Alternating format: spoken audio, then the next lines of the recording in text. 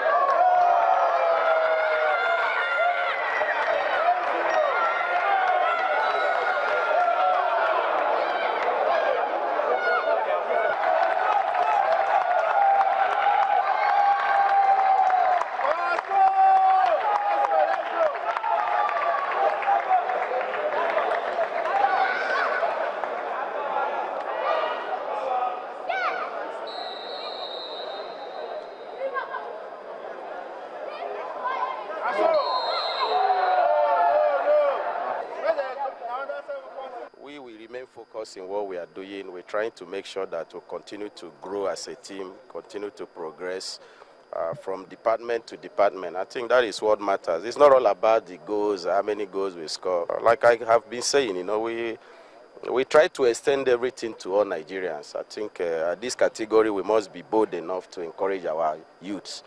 We are looking onto them to in the nearest future to do us well, to do us proud, and hopefully the World Cup coming up in Chile will be able to give a very good account of ourselves. Well, we, the technical crew, we have to evaluate the team, we have to evaluate the players, and then if we see any good players that can add value to what we have, of course, the player is welcome. All right, so that's Emmanuel Amunike, coach of the Golden Eaglets. We wish him the best of luck, and we hope that his boys will go to Chile with winning mentality, go out there and show what they can do. And, of course, as my guys would always say, throw up a lot more talents that will go on to play for 10, 15 years at the highest level for Nigeria. We've made a change now, all right? So this is the final part of sports tonight, but Saeed Abbas joins me. Tunde Koiki is also on the show. I'm tempted to ask you guys where you were 26 years ago, but I don't want to yield to that temptation because I don't know whether you guys were even, whether you understood all that was going on. For Saeed, don't go there, don't go there. All right, okay, so let me not ask you. 26 years ago, where were you?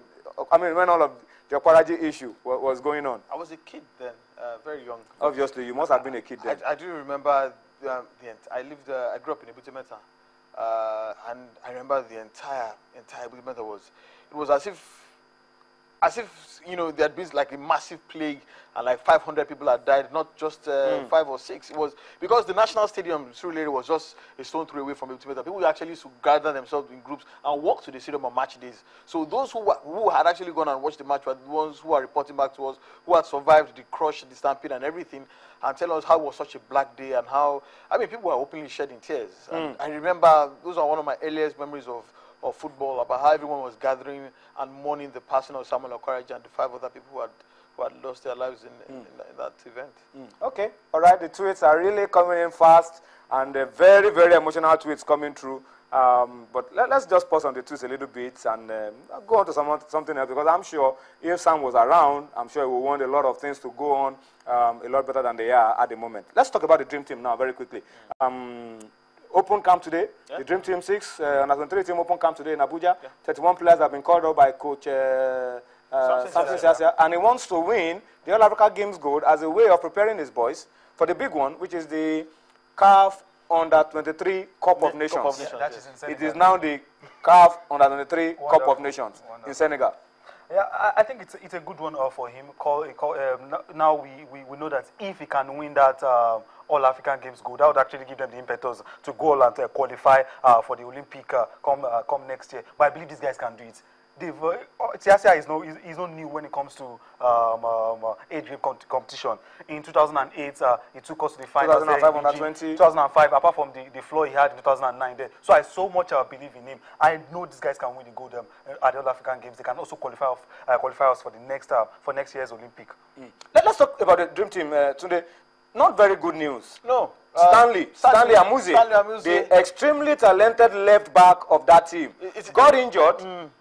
Fell awkwardly in Point Noir when we played as 0-0 with Congo, and is out. And it looks like he's going to be out for a long while. It's shocking. Stanley Amuze, left full back, plays for Sampdoria of Italy, 6'3". When you see me, actually think the central defender was actually left full back.